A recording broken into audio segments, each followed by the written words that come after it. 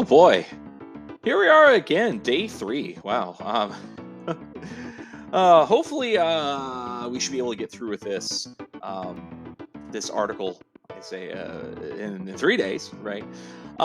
We were reading "How Do We Tell Right from Wrong," and once again, our lesson objectives have not really changed much, right? We're actually supposed to be on day 4 on the vocabulary. We'll get to that later. Right now, we are still determining the central idea of a text and analyzing how the central idea contributes to the text's overall message. At the end of this, we'll be able to apply what we know about strategies to find the central idea of passages in a text, such as how do we tell from right and wrong, in order to determine the main idea, right, in that text. So we're figuring out the main idea here. I feel like my footnotes are probably gone. No, yeah, they are. But you should still have yours, hopefully, right?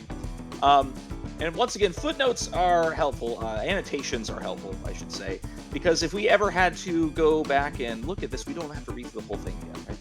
That'd be pretty bad. So I'm gonna bump that up a little bit there. There we go.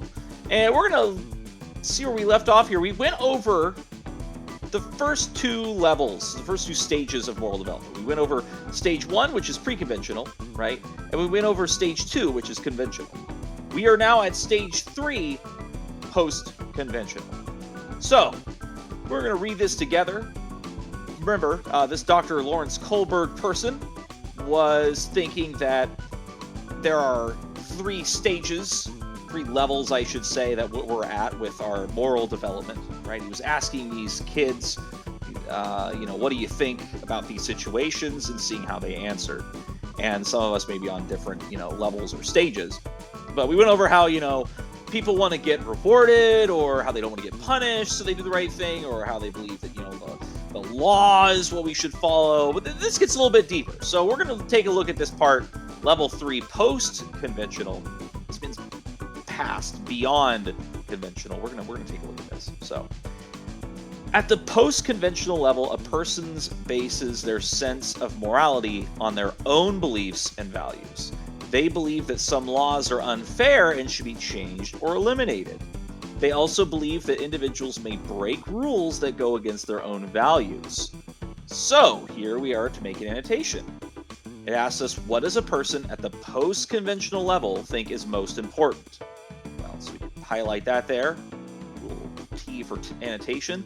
And we can answer this, right? What basically, at this point, what do we get out of this small paragraph? It asks us, what does a person at the post-conventional level think is the most important, right? Well, they think the most important thing is their own beliefs and values. So we could say a person at the post-conventional level thinks their own beliefs and values are the most important.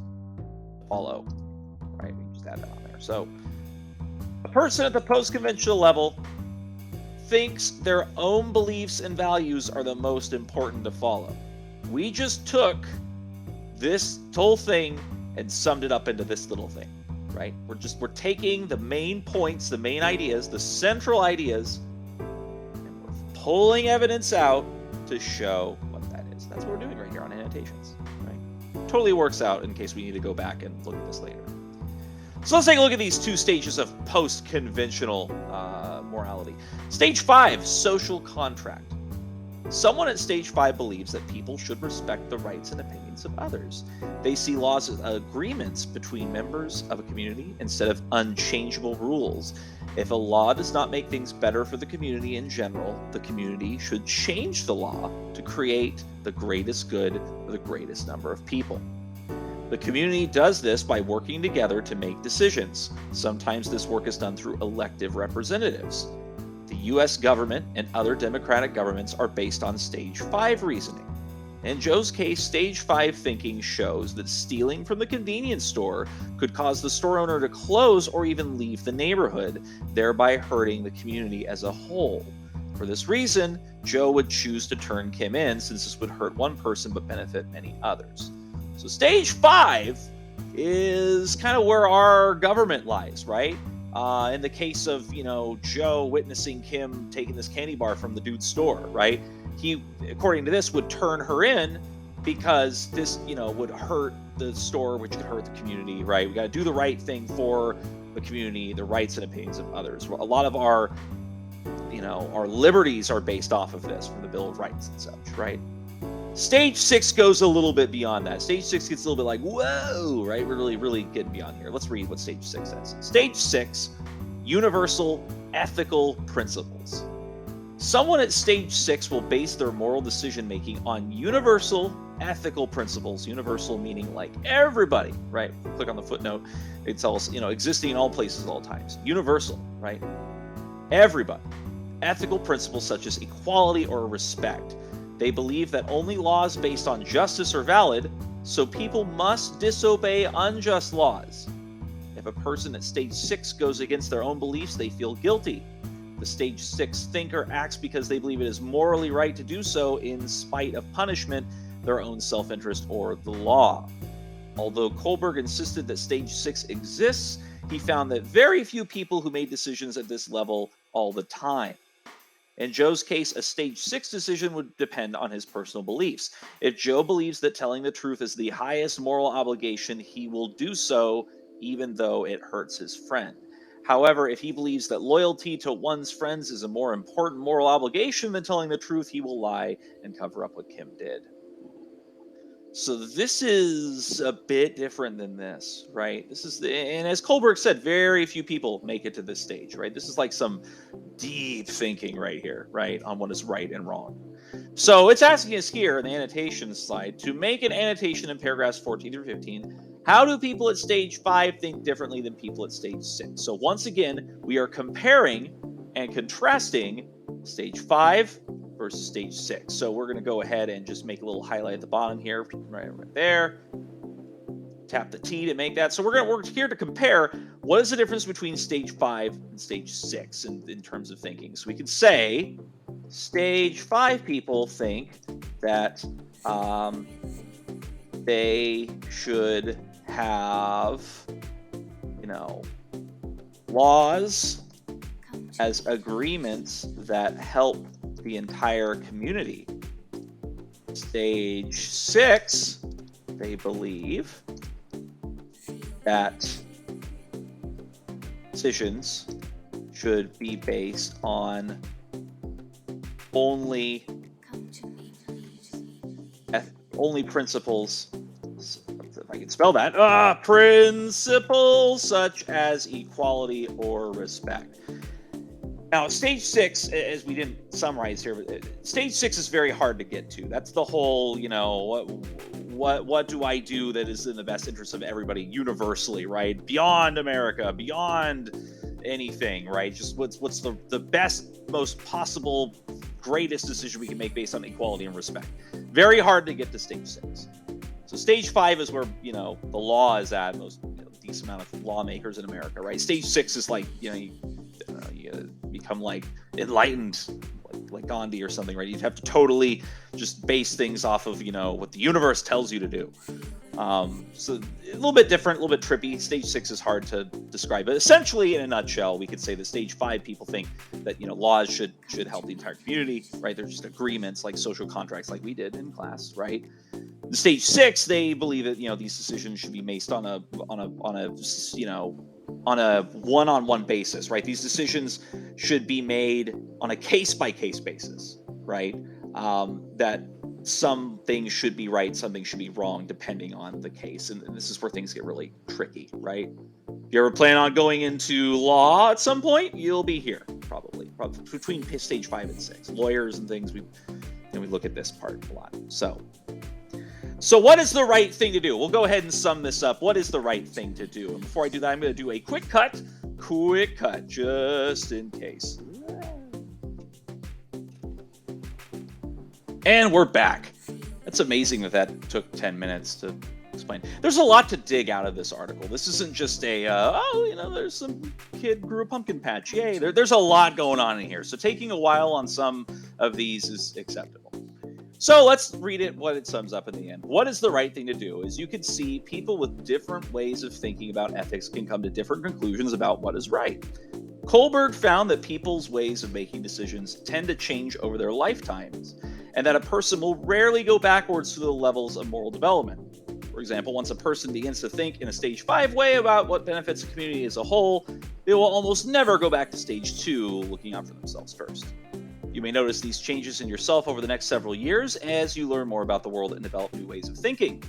When you consider your own actions, ask yourself, how do I tell what is right and what is wrong?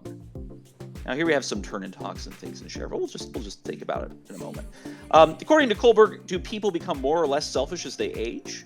According to Kohlberg, they become less selfish as they age, right? Because it looks like, looking at more of the community level, right? They're thinking of other people other than themselves. At least they should, right? And then let's look back at our answer to question for paragraph 1. Which of Kohlberg's stages did you demonstrate in your answer? So I don't have it because if I scrolled up here, it'd be like, no, it's not there. But you answered this, right? Go back, maybe look at it. Think about it. What stage would you be on here depending on what you thought Joe should do, right? If you thought that Joe should, turn her in because otherwise he'll get punished, you're probably somewhere in stage, 1, right? Maybe you're stage 2, you're thinking, what's in it for me, right? What can I get out of it? Maybe you're a higher level thinker and thinking, stage 5, right? When you're thinking, oh man, Joe should turn Kim in because then otherwise the neighborhood will fail under having no store and then no one will have anywhere to buy anything and it'll be chaos, right? So that's totally up to you. What we are going to do right now is I don't want to leave you hanging on these activities. I don't want to leave you hanging. So I'm going to guide you through them. Not totally going to give you the answers, by the way, but I'm going to guide you through them to see which ones would possibly be the best. So my hope is that at the end of this, you can look through this and you'll kind of have the basic idea, right? Or at least most of the idea. So let's look at these activities here. First one asks us which statement best states a central idea of the article. So if we had to state the central idea, this whole thing, would we say Lawrence Kohlberg interviewed a group of young men about moral decision making? I don't know if that covers the whole central idea. Lawrence Kohlberg realized that people make decisions the same way their entire lives. It talks about how it changes, so that probably wouldn't be it. Lawrence Kohlberg concluded that people's moral decision making develops as they age. That's a decent possibility. How about the last one? Lawrence Kohlberg found that young children make decisions based on avoiding punishment. Depends on where you are, right? As I said, I'm not going to give you the answer, but just based off of kind of my intonation, you might be able to tell what it is, right? You can always go back through the article and look at your annotations to see. Let's look at number 2. Which statement best describes the difference between pre-conventional reasoning and post-conventional? So we got pre-conventional right here, right? Don't punish me, right? And you got post-conventional, which is like, the law says, or I believe in society and moral values, right? A little more advanced. So let's take a look at the answers here. Pre-conventional reasoning is based on community norms, but post-conventional reasoning is based on religious beliefs. Pre-conventional reasoning is based on avoiding punishment, but post-conventional reasoning is based on earning rewards. Pre-conventional reasoning is based on benefiting yourself, but post-conventional reasoning is based on one's personal moral and values. Yeah. Oh, the last one. Pre-conventional reasoning is based on following one's moral principles, but post-conventional reasoning is based on doing what's best for oneself. Once again, I'm not going to tell you what answer it is, but let's see. Anyway, according to Kohlberg, number 3, how does stage 4 moral reasoning represent a greater concern for society than stage 3? So, how does stage 4, have better values for society than stage 3? Stage 4 moral reasoning is concerned about society's laws instead of a desire for approval. Yes. Stage 4's moral reasoning is concerned about society's approval instead of what is morally right. Stage 4 moral reasoning is concerned about other people's approval instead of personal rewards. Stage 4's moral reasoning is concerned about other people's success instead of avoiding punishment. Once again, if you look at this section, you can see where one cares more about the society than the other, and you would need to find out how does stage 4 do that, right? Once again, if you're paying decent attention to the article, it shouldn't be that hard. Number 4, which quotation below best supports the idea that the common good becomes more important to people as they age? So of these pieces of evidence here, which best supports this central idea, right? Once again, we are looking at finding, pieces of evidence, right, from a text, passages from a text to show these contribute to the text's main idea. So that's exactly what we're doing here. So it's asking us which quote best supports the idea that common good becomes more important to people as they get older, right? How about this one? Goldberg came up with a theory to describe different ways that human beings make moral choices. How about this one? They tend to follow the rules that their parents and teachers make because they're thinking about getting something good or not getting in trouble. They see rules as being the same for everyone, and they think it's important and valuable to do what one is supposed to do. Once a person begins to think in a stage 5 way about what benefits the community as a whole, they almost never go back to a stage 2 level of looking out for themselves first. It's asking you, how does it become more important to people as they age? Look at the keywords: common good, community as a whole.